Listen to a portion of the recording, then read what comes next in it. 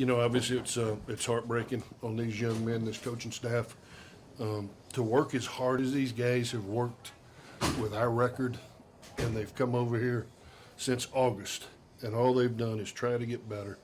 And they come over and they listen to every word we say, and they try to get better, and they try to get better. And, this one, we had an opportunity. It didn't come down that end of that game. We had a field goal blocked earlier. We had a long pass Miklo had down to the 5 that we got called back for holding. There were other events in that game where, the getting beaten 2 minute wouldn't have been necessary. But how our defense kept responding after the fake punt deep in our own territory. They kept rising up and just a little out of gas toward the end there. Offensively, we moved the ball. It's the turnovers that haunt us, and we're limiting those. The numbers trending the right way. We got to get those eliminated. But the one thing I am, is just proud is how hard these guys, with the record we have, continue to fight and continue to improve. And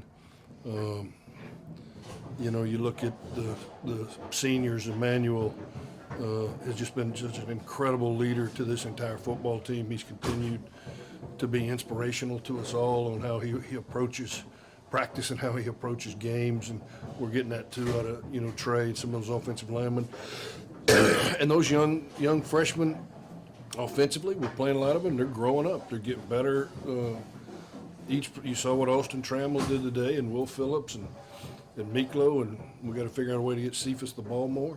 But proud of how they're growing up, and proud of how a lot of those guys that started off the year defensively, second and third team, have played enough reps now. They're getting better.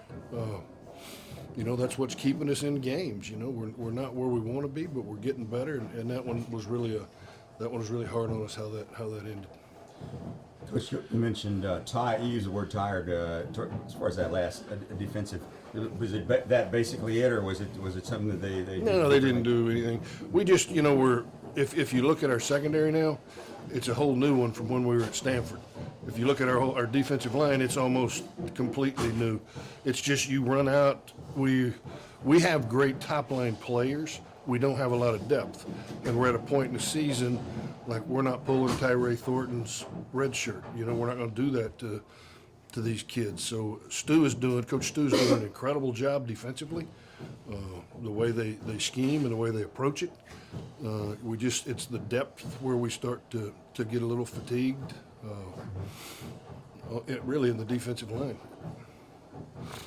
Beginning and the end, the offense was great. A little bit slower in the middle. Can that be attributed to any particular approach? It's amazing. That's what we were talking about on all this week. It had been about getting a faster start offensively, and we take that first drive and drive down the field to get points.